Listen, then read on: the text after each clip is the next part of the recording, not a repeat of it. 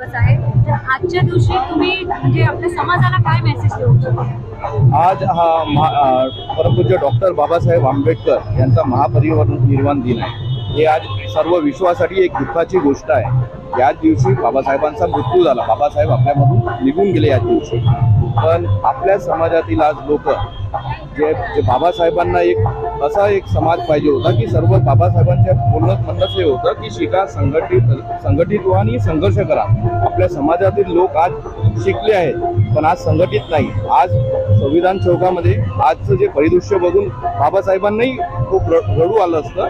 कारण की आज ज्या संविधान चौकामध्ये आज आपल्याच बहुजन समाज पक्ष असो, BRSP असो, आणखी असे 2-3 जे बाबासाहेबांच्या विचारांचे जे पक्ष आहे ते पक्ष स्वतःचे झेंडे आज बाबासाहेबांना अभिवादन न करता ते त्यांना त्यांच्या पक्षाचा म्हणजे पक्ष किती श्रेष्ठ आहे. त्यांनी बाबासाहेबांच्या विचारांपेक्षा त्यांनी आपल्या पक्षाला जास्त महत्त्व दिलं. आज प्रत्येक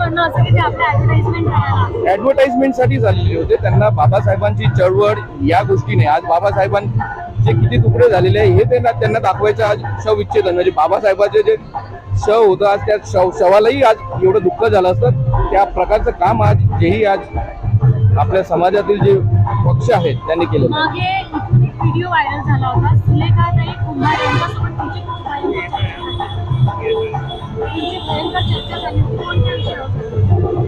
मागे 25 ऑक्टोबर 2024ला देवेंद्र फडणवीस यांच्या नामांकन अर्जाच्या वेळेस जय श्रीरामचे नारे सुलेखाताई कुंभारे, जोगेंद्र कवाडे यांच्या समोर लागलेले होते.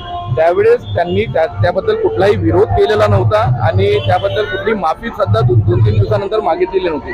त्यानंतर 26 नोव्हेंबरला संविधान दिनानिमित्त सुलेखाताई इथे बाबासाहेबांना वंदन करायला आलेले होते.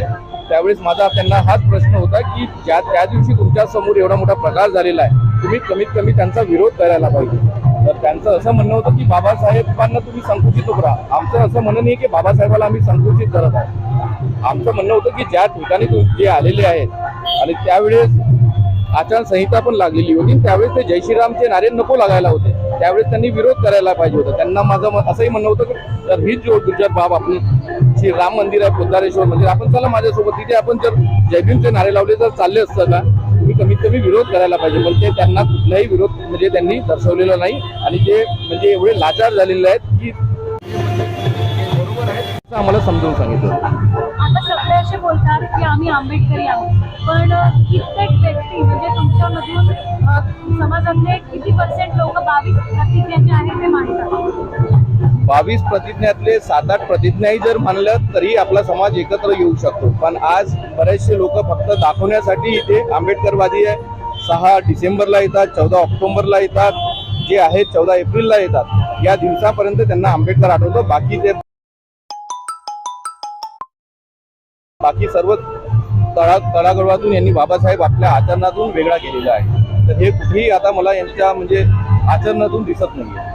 आता समाजामधून ही सगळी जी गोष्ट आहे तुमची म्हणजे हे सगळं काढण्यासाठी तुमचं काय म्हणजे राहणार? यासाठी आपल्याला खूप मोठं जनप्रबोधन करावं लागेल. प्रत्येक विहार एकमेकाशी जोडले जावे लागणार. नवीन युवांना यामध्ये समोर यावे लागेल. प्रत्येक घराघरापर्यंत जावं लागेल आणि जे आहेत आणि जे चुकीचे जे आताही मेसेज वगैरे जे चुकीचे मेसेज पसरवत आहेत त्यांना आपल्याला थांबवायला पाहिजे. भीमराव मेश्राम, मी एक भीम शेर म्हणणार आहे. मत भूल गवारा मेरे भीम का एहसान, मत भूल गवारा मेरे भीम का एहसान, मेरे भीम ने बनाया है आज तुझे इंसान. मत भूल गवारा मेरे भीम का एहसान, मेरे भीम ने बनाया है आज तुझे इंसान. कल तक जमाना तुझको लगाता था ठोकर, कल तक जमाना तुझको लगाता था ठोकर और तू भटकता था दर दर. देख तेरी आज कद्र करता है जहां, देख तेरी आज कद्र करता है जहां. मत भूल गवारा मेरे भीम का एहसान, मत भूल गवारा मेरे भीम का एहसान.